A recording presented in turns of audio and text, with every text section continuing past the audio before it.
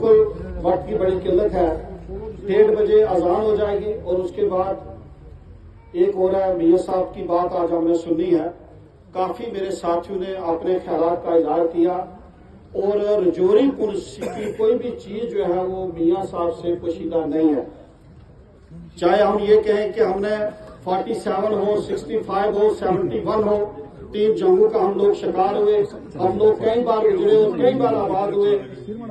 یہ سب چیزیں جو ہم میاں صاحب کے جو ہے وہ نوٹس میں ہیں. اور یہ صحیح بات ہے کہ بارڈر ایریا ہونے کے ناطے آپ لوگوں نے بڑی تکلیف اور مصیبتیں جو ہیں وہ اٹھائی ہیں اور پھر بیچ میں ملیٹنسی آ گئی, اس سے اور زیادہ نقصان جو ہے ہم لوگوں کا جو ہے وہ ہوا ہے. اللہ کا شکر ہے کہ کچھ عرصہ ہم لوگ رات کی سانس جو ہے وہ لینے سٹارٹ ہوئے. پھر 5 اگست 2019 کے بعد جو حالات یہاں پہ بنائے گئے, ہماری ریاست ہم سے چھینی گئی, ہمیں یوٹی میں جو ہے وہ تبدیل کر دیا گیا. آج جب ہماری سرکار تھی کانگریس اور نیشنل کانفرنس کی, آپ یہ اندازہ لگا سکتے ہیں کہ ایک سال میں کتنی لسٹیں جو ہے ہم نکالتے تھے, کتنے ٹیچر ہمارے لگتے تھے.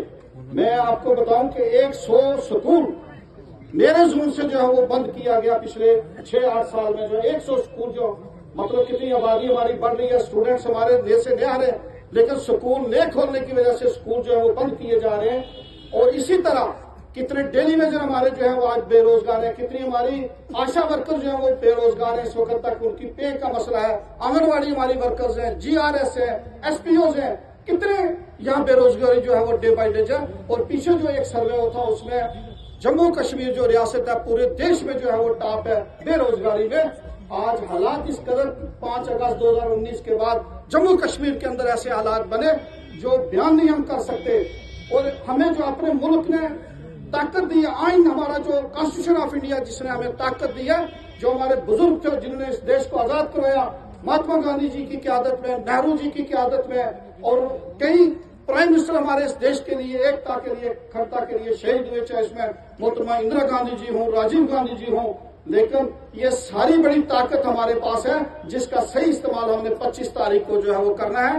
اور 25 تاریخ کو جو پاور ہمارے پاس ہے, اگر ہم نے وہ پاور صحیح استعمال نہ کی اور پھر ایسے ہی حالات جو ہے وہ بنے رہیں گے, پھر ہم کہتے رہیں گے کہ بے روزگاری یا دوسری بڑی چیزیں ہیں. مجھے امید ہے انشاءاللہ جب ہم 25 تاریخ کو سب گھر سے نکلیں گے, ووٹ دیں گے اور بھاری اکثریت سے میاں صاحب کو جو ہے وہ کامیاب کریں گے, انشاءاللہ میاں صاحب جو ہے وہ ہندوستان کے اس مقدس کوش میں جا کے ہماری یہاں کی نمائندگی کریں گے, ہمارے یہاں کے مسائل اٹھائیں گے, چاہے یہاں کا منجا کوٹ کا ڈگری کالج ہو, چاہے یہاں کے اور مسائل ہوں, چاہے یہاں کا ٹوریزم ہو, بارڈر ٹوریزم ہو, چاہے لوکل ٹوریزم ہو. کتنی خوبصورت جگہ ہمارے پاس ہے. یہ سارے مسائل ہم یہاں سے پروجیکٹ بنائیں گے, میاں صاحب کی خدمت پہ لے جائیں گے, میاں صاحب وہاں سے کریں گے. اور سب سے بڑی بات میں جو آپ کو کہہ دوں کہ میاں صاحب کے جیتنے کے بعد ان کی جو طاقت ہے وہ راہل گاندھی جی کو جائے گی, انڈین نیشنل کانگریس کو جائے گی, اور دلی کے اندر انشاءاللہ ہماری کانگریس کی جو سرکار ہے وہ بنے گی.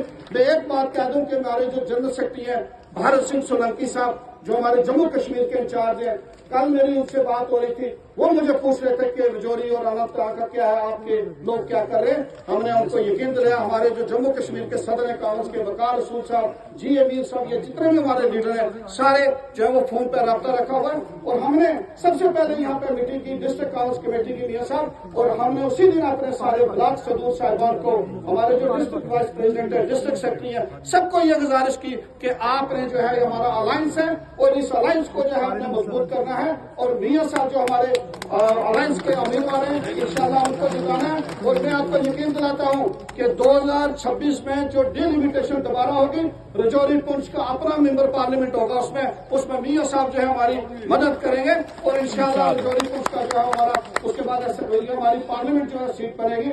ہمارے غنی ملک صاحب جو ہمارے فارمر کیبنٹ منسٹر ہیں وہ ہمارے بیچ پہنچے ہیں, میں ان کا